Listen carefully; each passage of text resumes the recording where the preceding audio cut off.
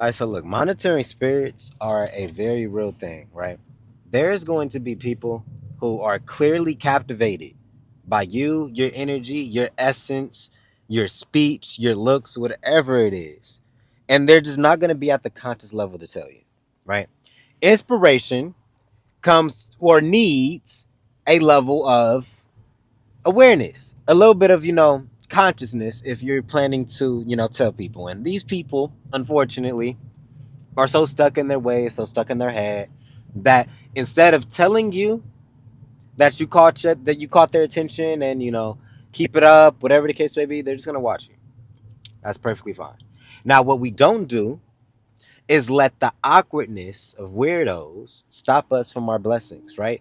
Because sometimes a lot of these people probably aren't even like subconsciously realizing it too. If they feel some type of way about what you're doing, they're not going to support you in hopes that you don't get it, not knowing that God always sends strangers. I mean, always. None of my money, none of my large checks has ever came from somebody I knew. Never, never, never, never, never, never, never. It always had to come from a stranger. It always had to come from it was never the people who watch me on social media and all this other type of stuff. So yeah, that's just something that one of the things I've learned on this social media journey is that people, especially your people from your hometown, your friends, family, all that type of good shit, they are going to be the quietest on this path. There's not going to be nobody louder than the stranger that you don't know their first name. They are going to be the loudest ones, and that's why we love them, because they are literally the backbone of most content creators and entrepreneurs. It'd be the Randys. Okay, now the world is gonna fall apart in 1,000 different pieces the moment men and women completely stop respecting each other. The moment that men stop realizing that we are literally here to protect and provide, right? Not dominate and control, protect and provide, meaning give them what they need and make sure nobody can take that shit from them, right? Women, on the other hand, they need to remember, hey, I am a nurturer. I am almost like a caregiver. It is in my divine, just in my energy. I take nothing and turn it into something. I'm going to take his seed and I'm going to turn it into a whole human being. The moment they realize I have the power to take whatever he gives me and give it back to him tenfold, that process of give and take becomes like fucking heaven, becomes gold. You want to know why? Because the more that she's giving to him, the more that he's able to give to her. You see, this thing of healing and all this other type of stuff, it really, it has little to do with picking sides. It always has came down to restoring balance. Can we actually acknowledge the other side how we properly need to and how we should be in order for them to feel safe enough to do what they actually need to do? For example, we always talk about how we need to make women feel safe. Us men need to be safe as well. In order for a man to feel safe enough to open up his wallet, truly provide, and bring you into his routine and his schedule and everything else, he has to trust that by bringing you into his program, you're not going to fuck everything up. You're not going to mess with his emotions to the point where he doesn't want to go do his passions and his hobbies. It's just all these other things like it's always been a thing of safety, but nobody's going to ever feel safe in no type of situation if we don't know who we're talking to. We're talking to our queens like they hoes, and we're talking to our kings like the fucking niggas. Like, now, granted, if they want to act like a nigga, I treat them like a nigga. If they want to act like a hoe, I treat them like a hoe. But damn, that's not the majority of people, y'all. Majority of people want to be loved the right way. All right, y'all gotta work with me on this video. We just kind of bouncing off ideas. I don't know how this is gonna come out, whatever the case may be. But this next thing is basically talking about how us having an attachment to our content, right? I had this tendency of where I would make a piece of content, then I would continuously go back to see if it went viral. Or I would make a piece of content and I would sit there and dwell on why it did or did not perform. Like I would just stop the creative process.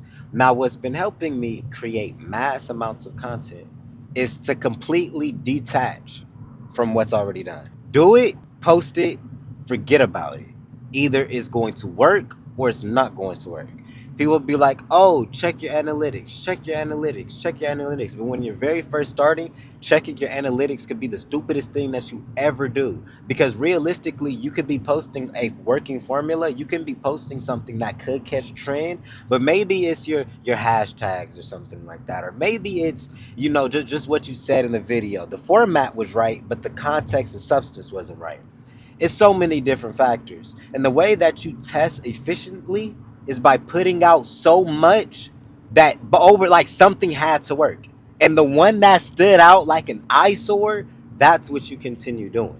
You shouldn't be trying to hard stuck into no type of style until you have an eyesore piece of content. Where it's like all of my pieces of content is hitting this one number. The moment I did this, it didn't just spike 5,000, 10,000. This shit went viral. That's what you do. But when you have this attachment to your content, you start sitting there wondering, like, oh, I wonder if I can make this pop, or, maybe it hasn't hit the algorithm yet. So I'm going to sit here and I'm going to wait an extra 5 days before I make another piece of content because I actually want to see if what I did in that last one worked or not. Like, no, no, no, no, no, no.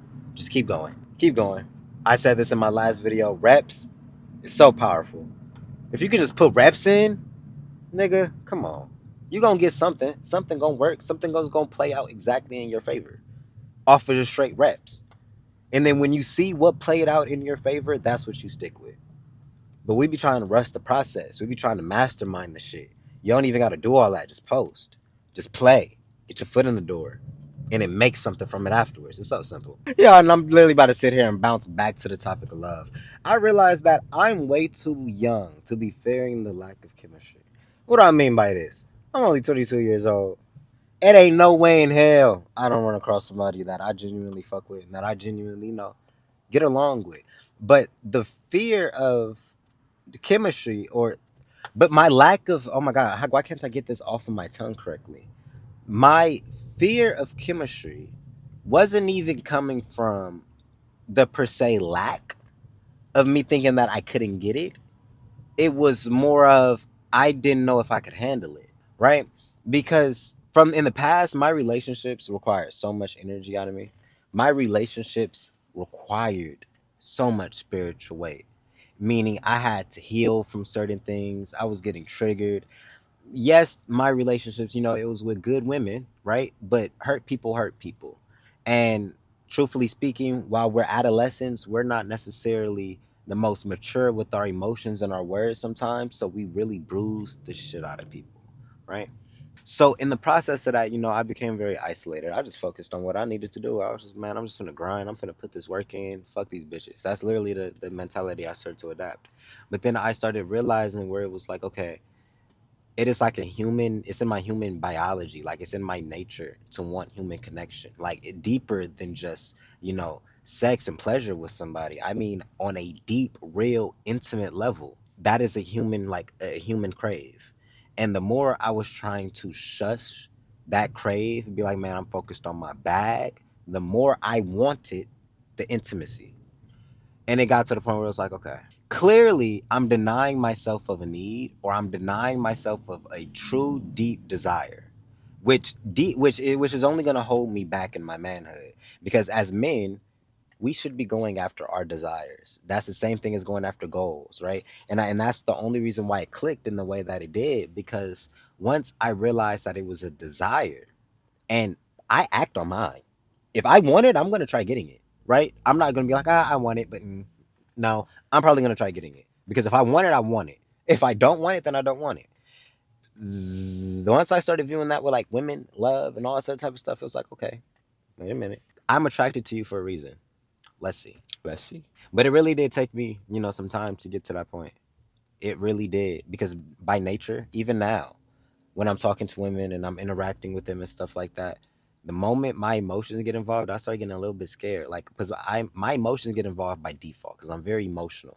But once I feel like, damn, I might lose control, like my emotions is making me do things that my mind is telling me something different, I will try to like shut it down. Like, oh my God, like I'm anxious. I'm an anxiously attached person until I feel like I'm at risk of truly being abandoned.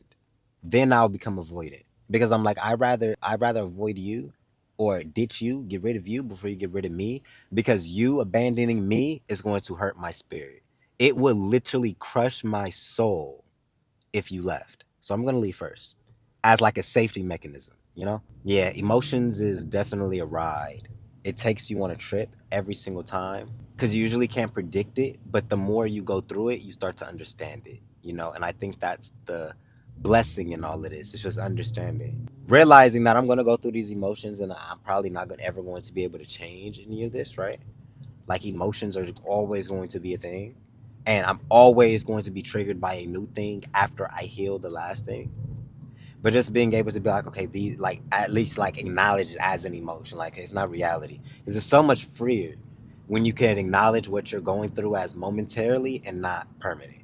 If you start thinking your situation is permanent, what you're going through is forever, forever, forever, that's going to start killing your mental health so much. But if you can acknowledge, like, okay, I'm just going through this in the moment, like this is just like a right now type of thing, like this isn't the end all be all, like things change as a human law, like it's just like a law of the universe. Change.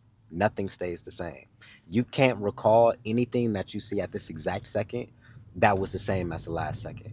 Something changed, whether it was the positioning of the sun, a leaf that fell, a car, something's different. But it's in the subtleties.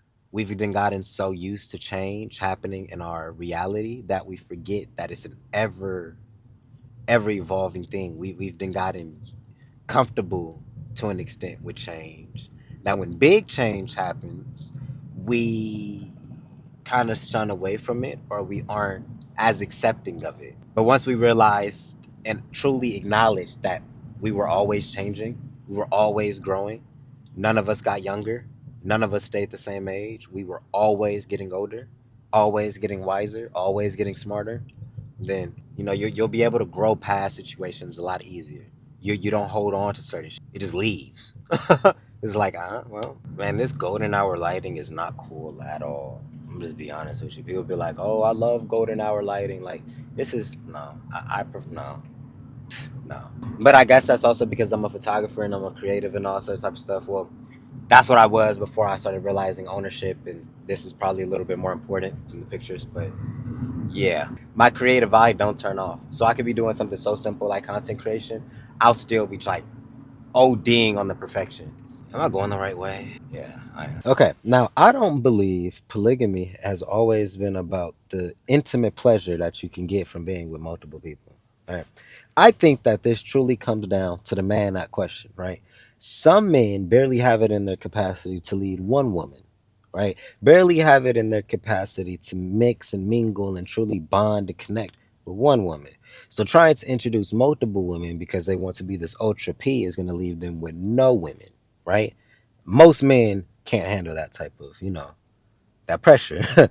But if you are that type of man who can handle that, that's because you've adapted certain levels of resources, not only materially to take care of multiple people, but emotional intelligence to be able to keep a household in that type of union. You see, polygamy has its benefits because naturally, with there being more women in the household, with there being more feminine energies, that means more things get done a little bit quicker and a little bit easier, right? For example, let's say you start having children or something like that. Life happens. Instead of you having to go to a daycare and do all that type of stuff, now you have women at the house, right? Raising a child, let's say one person has a child before the other one, that woman is going to feel a lot better knowing that she has another woman in the house helping her raise this child than if it was just her by herself. And now I'm not saying that it's not impossible, but it's equivalent to like having a nanny, right? It's equivalent to having another grandmother in the house or something like that. Help is help. And this saying is actually very true when we look back. It takes a village to raise a child, right? We typically only relate that to, the family, right? The aunties, the uncles, the brothers, the sisters, the mama, the daddy, etc. But like I said before, if you are the type of man who can handle that type of responsibility of having multiple women, it comes with a lot of upside, especially if those women get along with each other. It's a lot of upside. Now, the downside of that, oh, damn, the hood is so loud. But the downside of that is, let's say somebody starts lying, somebody's intentions aren't clear from the start. Let's say jealousy or something like that starts getting involved. Then, okay, obviously, you know, a not poly, but a monogamous relationship would have made the most sense, right? Because it didn't match those type of people. But and this is another thing too. I don't know why people think all because you're in a polygamous relationship that always entails you're going to have sex with all of them, right? I think that you can be in a polygamous relationship, but certain women are for certain things, right? This is your main thing, or not. I hate even to say main thing, because it makes it seem like you have side pieces when they're really all equal. But one person is, let's say, they're just like a very good emotional support. They're very good at just opening you up and making you feel free and liberated inside, etc.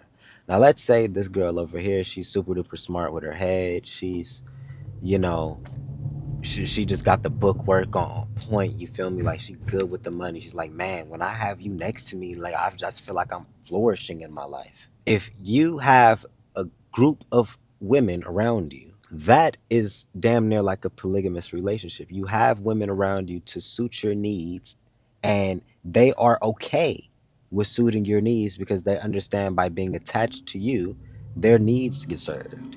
This is one of the things that I hate too. A lot of men be asking for polygamy and all this other type of stuff, but they don't really have anything to offer.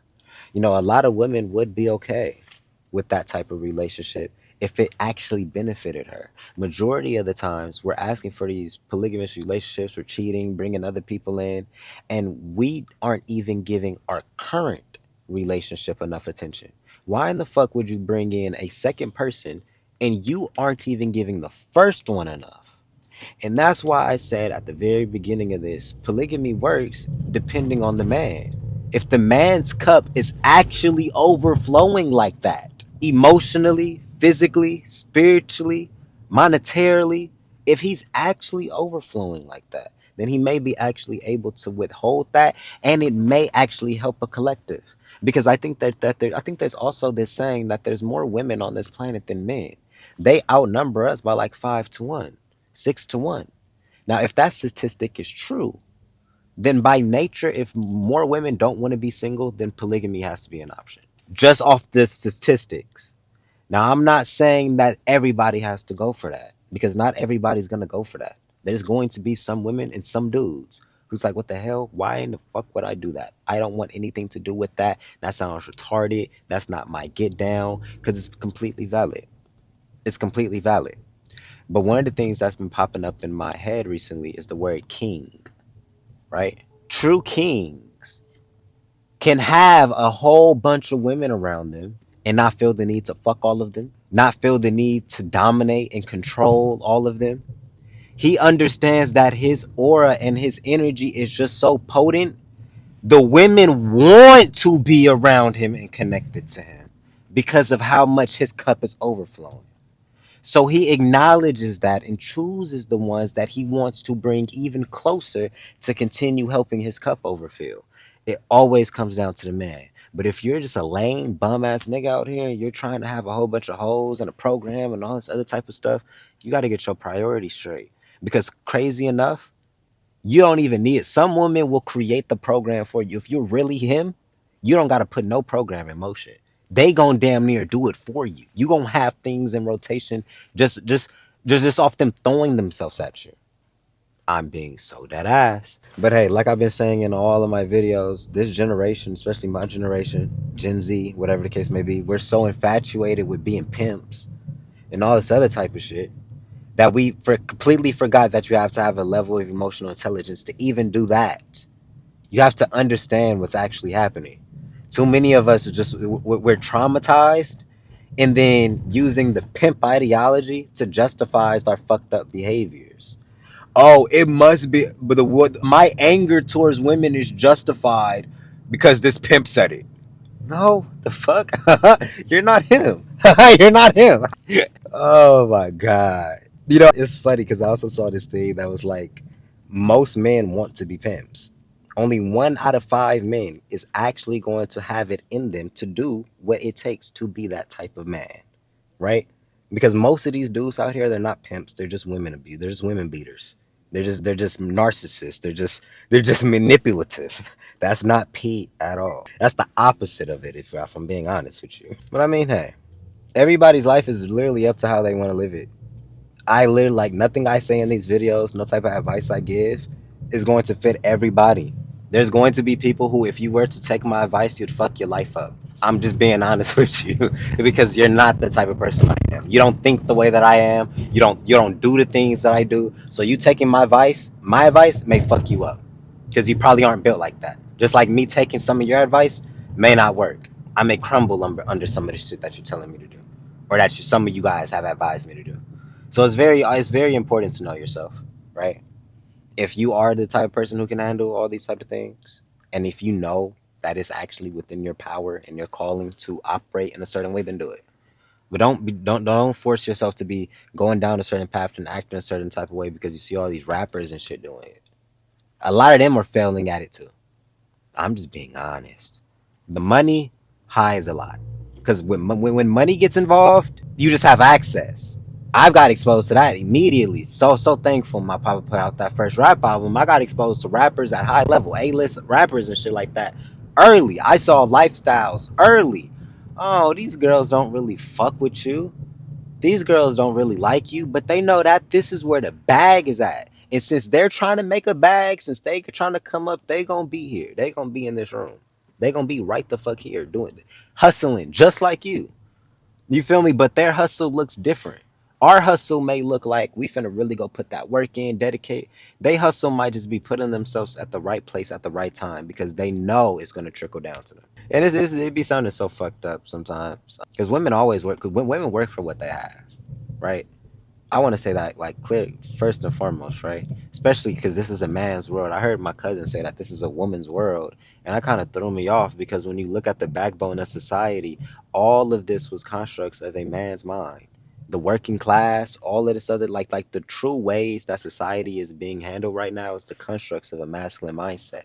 Think about it. In order for most people to make more money, you have to work longer hours, which means that you're putting more time and labor in. That's by nature beneficial to the men.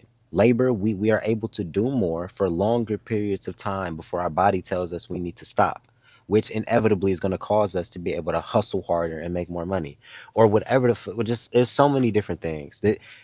This is a man's world, clearly, because none of this isn't the manifestations of a woman's mind. It doesn't take a fucking genius to see that. I completely lost my train of thought, but no, I didn't. They work for what the fuck they have to. Women actually have to work for what they have, and it's crazy that we don't view it like that. Because especially when we're comparing the majority of women to women like Instagram models, OnlyFans, and all this other type of stuff. Most women, bro, most women is not selling their coochie on the internet.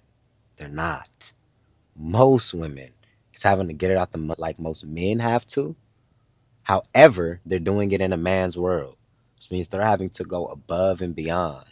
That's why you're seeing more of our black women with college degrees and all this other type of stuff. They're having to shoot above and a fucking beyond just to be able to compete on a normal playing field.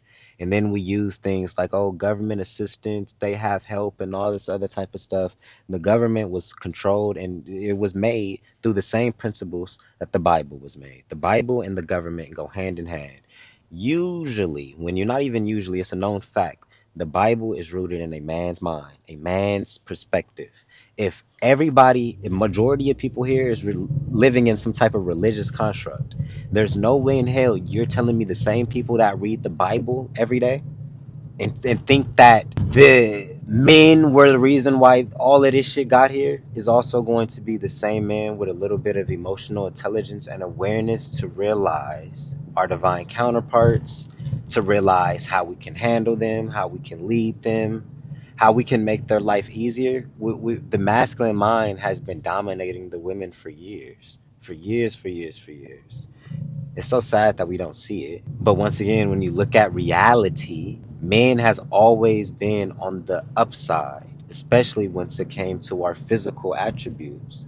The one thing that women had to their advantage was their sexual nature because they knew that was the one thing that men couldn't control themselves with.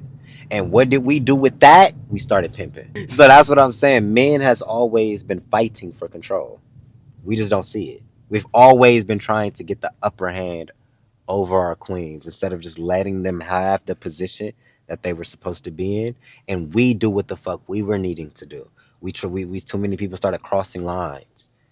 Too many people are free. And I don't even want to get down this route because I might get canceled. But y'all know what I'm talking about. Too many lines are getting crossed over. People are confused as fuck, and I don't understand how. Especially when you were born with clarity. Your body anatomy, your biology had complete clarity the moment you came out your mother. But somewhere along the lines, we got confused. Men started acting like hoes, and these girls started acting like niggas. Like it's like, oh my god, oh my god. Like, brother, why are you arguing with this woman? Stop. It's not that big of a deal. And why are you bickering like that? Shut up. Like, it's always just like, damn.